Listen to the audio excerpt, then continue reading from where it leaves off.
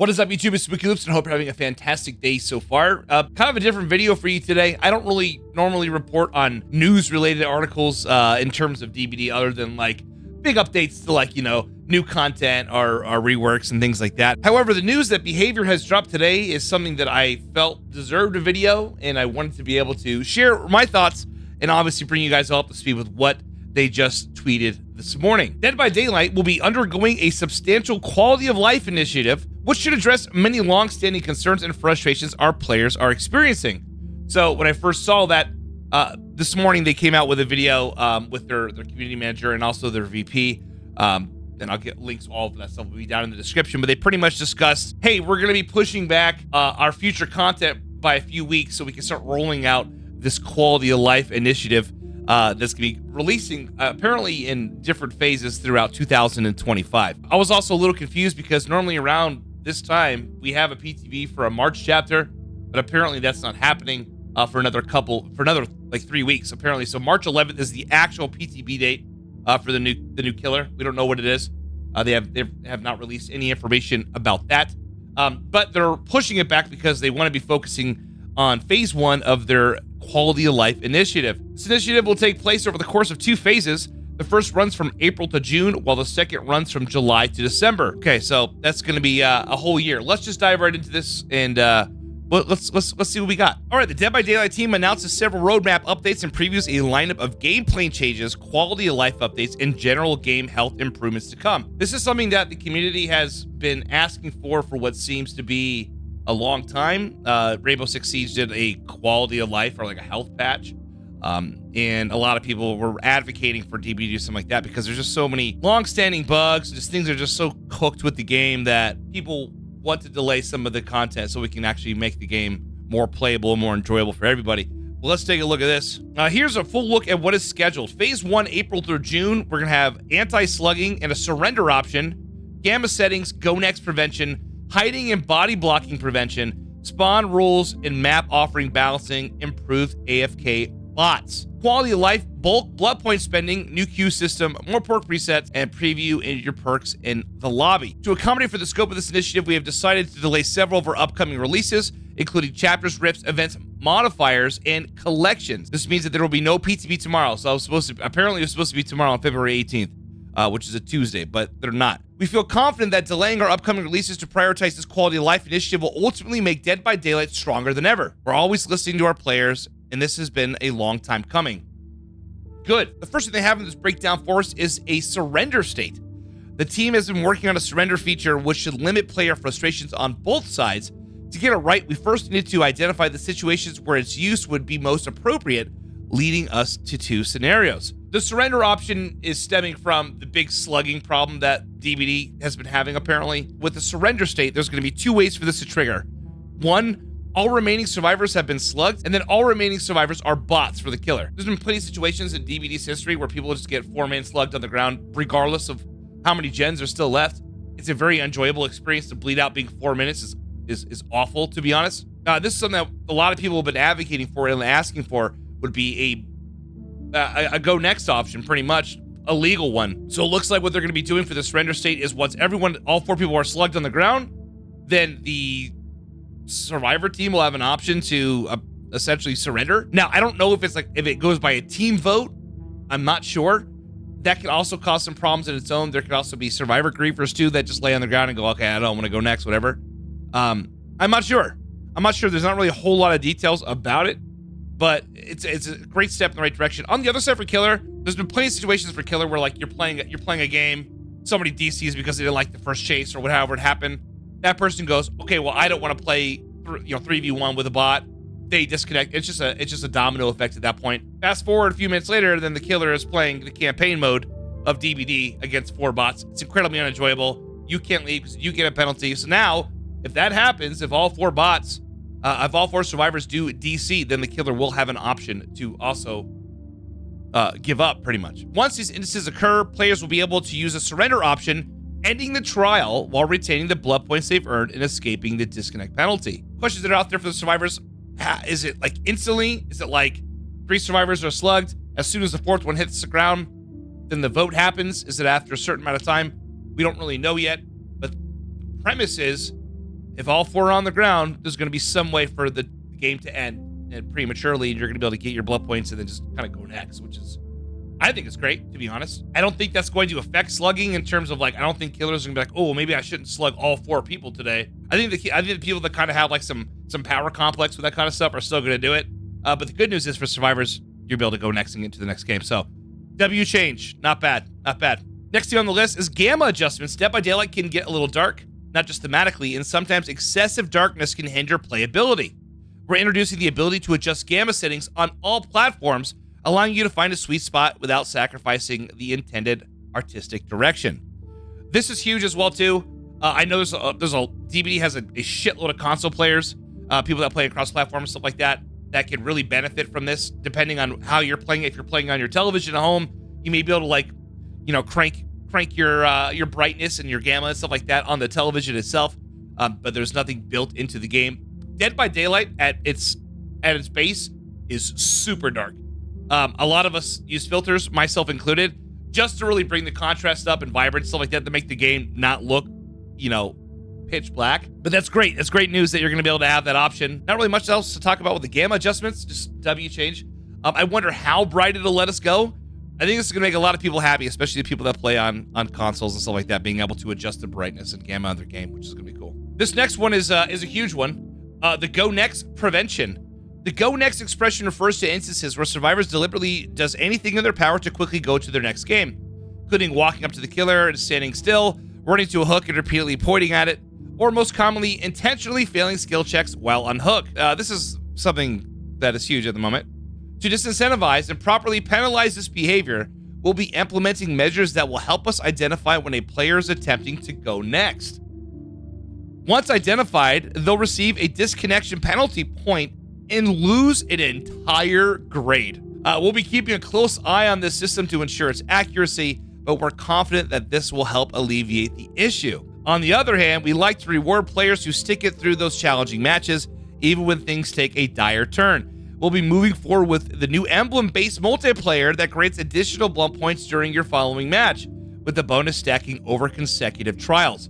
Okay, one of the things that I thought would make the most sense in terms of the going next prevention stuff, we already have the bots, right? So if somebody just disconnects from the game, we're going to get a bot regardless. That's what's going to happen. So like that kind of takes care of itself. I know that like it's not incredibly fun to play, you know, 3v1 with a bot, but how I always thought that they would have done this is I thought that they would have made it so that you cannot attempt to escape on hook anymore, unless you brought like Deliverance or you were hooked in the basement and you had Wicked. I thought that they were going to do something like that, so that you weren't able to, you know, at least on the first hook, you weren't able to try, because that's the majority of where it happens. Survivor gets hooked, they go, okay, fuck this, I don't want to DC and have, you know, stack my penalty, so I'm just going to go and kill myself on hook, and that's how it always goes. So I thought that they were going to do that and kind of nip that in the butt, but I guess like they do make a point where there are some situations where survivors will be really petty. Like, let's say they try to kill themselves on hook, their teammate saves them. So they run around the map, drop all the pallets, make a whole bunch of loud noise notifications, just be incredibly obnoxious the entire time to get their attention, just to get their way.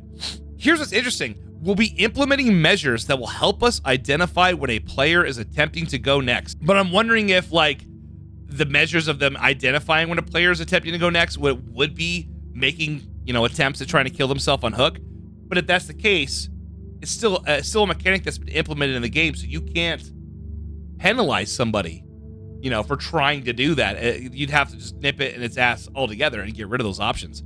I just wonder how they're gonna know. How are they gonna, like, what measures are they gonna be able to use to identify when a player is trying to go next? Is it like, okay, like a survivor that's stands too close to a killer, but like then how does the game recognize that they're not in chase? I'm very interested to see how they pull this off, because they can't just say, oh, we saw them attempt to, like, you know, kill themselves on hook, so that's going to give them a disconnection penalty point, because that's a part of the game. Like, that mechanic exists, you know, to attempt the 4%. So they would have to either get rid of that altogether and then go back to what I initially thought they would do, which is just make it so it's Deliverance and Wicked, but I'm not entirely sure. On the flip side of that, if you're playing a 3 versus 1 because you had a teammate that just reluctantly just decided to leave, it makes the game incredibly challenging for the survivors, because it sways pretty much all the momentum into the killer's corner. However, for those that stick through those, are going to be rewarded for that stuff, which I've always thought was something we needed. We'll be moving forward with a new emblem-based multiplier that grants additional blood points during your following match. And they also stack over consecutive matches. That's pretty cool.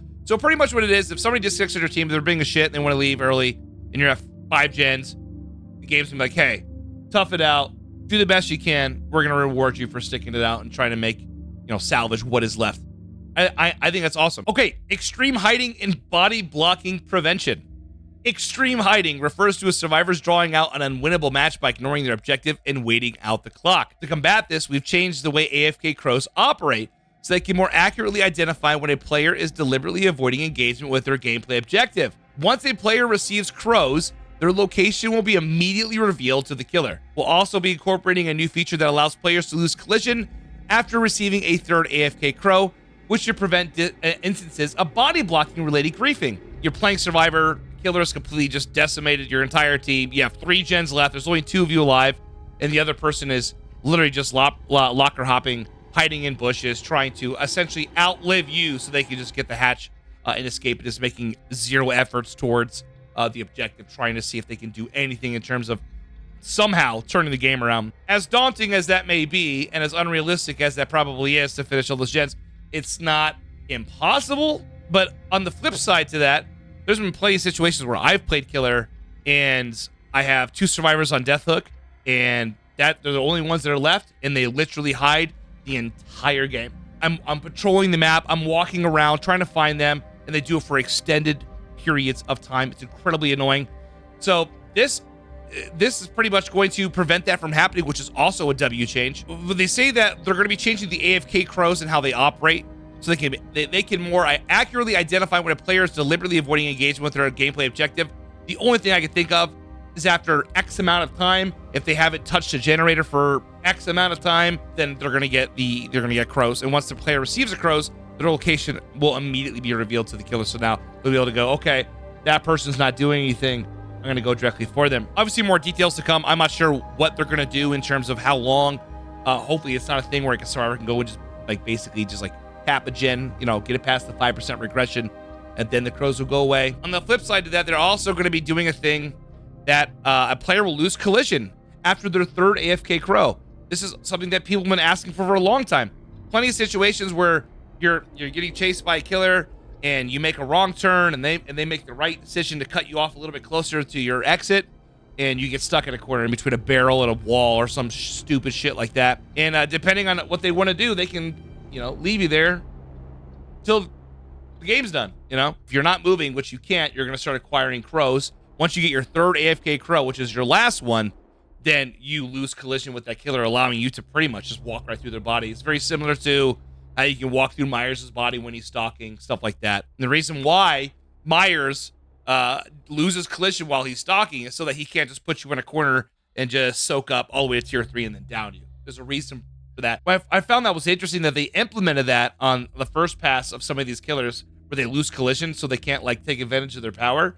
But then something like this takes so long to get. Here we are though. Good changes. I think that's gonna be really, really nice. Map offerings. Let's go, dude. We recognize that map offerings are a bit decisive. Some players enjoy them while others feel like they grant an unfair advantage. Unfair advantage. Yes. The fact that they automatically bypass both the map and realm repetition systems can also add to that frustration.